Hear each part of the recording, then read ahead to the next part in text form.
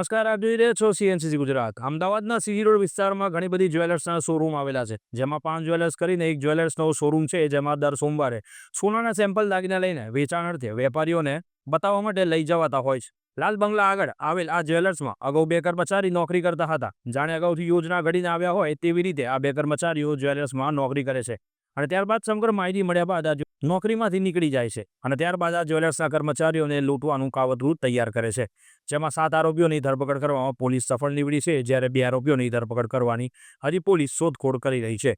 સૌપ્રથમ ઇકો ગાડીમાં લૂંટારૂ ટોળકી એકત્રિત થાય છે અને માહિતી મુજબ જ્વેલર્સના કર્મચારી પોતાના રોજિંદા કાર્યક્રમ અનુસાર તેઓ દાગીના લઈને પાલનપુર જવા નીકળે છે, જ્યાં રસ્તામાં લૂંટારૂ ટોળકી તેમને લૂંટ ચલાવવા માટે અટકાવે છે, પરંતુ જ્વેલર્સના કર્મચારીઓની ચપળતાના લીધે આ લૂંટારૂ ટોળકી લૂંટ ચલાવવામાં નિષ્ફળ નીવડે છે. ત્યારબાદ પોલીસ પોતાની પ્રતિક્રિયા રજૂ કરે છે અને આ લોકોની ધરપકડ કરવામાં સફળતા મેળવે છે. વધુ વિગત આપણે સ્થાનિક પોલીસ અધિકારી પાસેથી મેળવીએ કે સમગ્ર વિગત શું હતી અને આ લૂંટારૂ ટોળકીઓને કેવી રીતે પોલીસ ધરપકડ કરવામાં સફળ નીવડે છે. ગઈ તારીખ 10 માર્ચના રોજ નવરંગપુરા પોલીસ સ્ટેશન સીજી રોડમાં એક સુપર મોલ આવેલું છે. ત્યાં એમની પાર્કિંગ બેસમેન્ટની અંદર લૂંટના પ્રયાસનું બનાવ બનવા પામેલ હતું, જે નવરંગપુરા પોલીસ સ્ટેશનમાં નોંધાયેલું છે. આ ગુનો જે છે અમારી એલસીબીની ટીમે ગણતરીના કલાકોની અંદર ડિટેક્ટ કર્યું છે અને એમાં ટોટલ જે અત્યાર સુધી સામે આવ્યા છે નામો, એમાં 9 લોકોની સંડોવણી સામે આવી છે. 9માંથી 7 લોકોની ધરપકડ થઈ ચૂકેલી છે અને બાકીના 2 લોકો ને પોલીસ શોધી રહી છે. બનાવની વિગત આ પ્રકારની છે કે સુપર મોલના અહીંયા જ એક પામ જ્વેલર્સ નામના એક પેઢી આવી છે. એ પેઢીના 3 કર્મચારીઓ પોતાની બોલેરો કારની અંદર માલની સપ્લાય કરવા જતા હતા. એમાં ટોટલ 3 કિલો સોનું, જે 2.4 કરોડ રૂપિયાની કિંમતનું હતું, એ લઈને જતા હતા અને તે દરમિયાન આરોપીઓએ એમને ત્યાં જ બેસમેન્ટની અંદર જ લૂંટવાનો ઈરાદાથી આતર્યા અને પછી પ્રયાસ કર્યો. એક જે ફરિયાદી છે, ફરિયાદીની સાથેનો સાહેબ છે, એમને આંખમાં મરચાની ભૂકી નાખવાનો પ્રયાસ કર્યો, પરંતુ જે અમારા ફરિયાદી છે અભિષેક રાણા, એમને બહુ જ સમજબૂઝ દેખાડી અને જ્યારે આરોપીઓ આ જે સોનો ભરેલા બેગ હતા એ બેગ લેવાનો પ્રયાસ કર્યો અને ત્યારે ગાડીની અંદરથી બધી બાજુથી ગાડી લોક કરી દીધી અને ગાડીનો જે હોર્ન છે એ જોર જોરથી વગાડવાનું ચાલુ કર્યું, એટલે લોકોને આજુબાજુ ખબર પડે અને લોકો મદદમાં આવે. કેમ કે જે બાકીના 2 સાહેદો હતા એમને એકમાં મરચાની ભૂકી નાખીને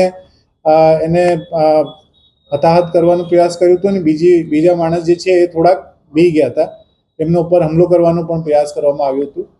એટલે એમની સમજબૂજના લીધે ત્યાંથી જે આરોપીઓ છે એ તાત્કાલિક ભાગી ગયા. એ ભાગ્યા પછી અમારી જે ટીમ છે એમને તમામ પ્રકારના સીસીટીવી ચેક કર્યા. આરોપીઓને ખબર હતી કે એમને સાથે જે ગાડી લાવ્યા છે એ ગાડીના નંબર પ્લેટ ઉપરથી કદાચ ગુનો ડિટેક્ટ થઈ શકે, એટલે એ લોકો લૂંટ કરવાના ઈરાદેથી જ્યારે આવ્યા તે વખત પહેલાંથી જ એ ગાડીની ઉપર એક વ્હાઇટ કલરની ચોંટાડેલી નંબર પ્લેટ જેવું એક વ્હાઇટ કલરની સ્ક્રીન લગાડી દીધી હતી, જેનાથી એના નંબર દેખાય નહીં.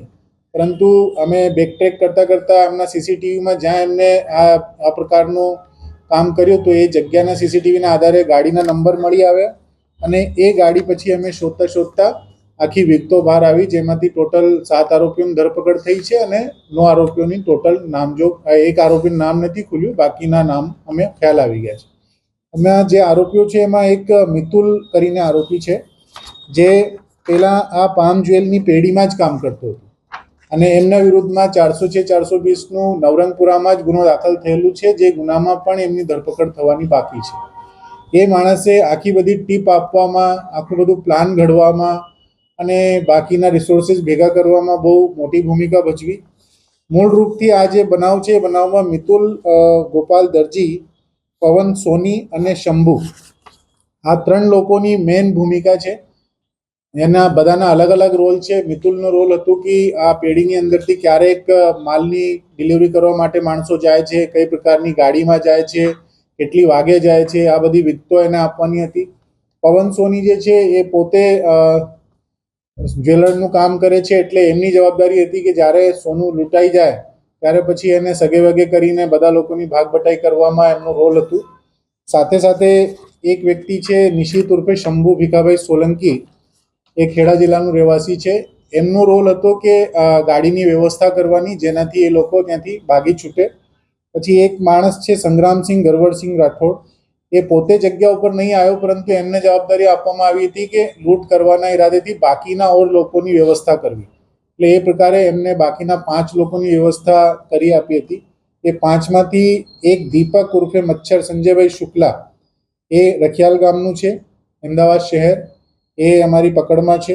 અનિલ બાલકિશન પરિહાર, એ કઠવાડા નિકોલ અમદાવાદનું છે.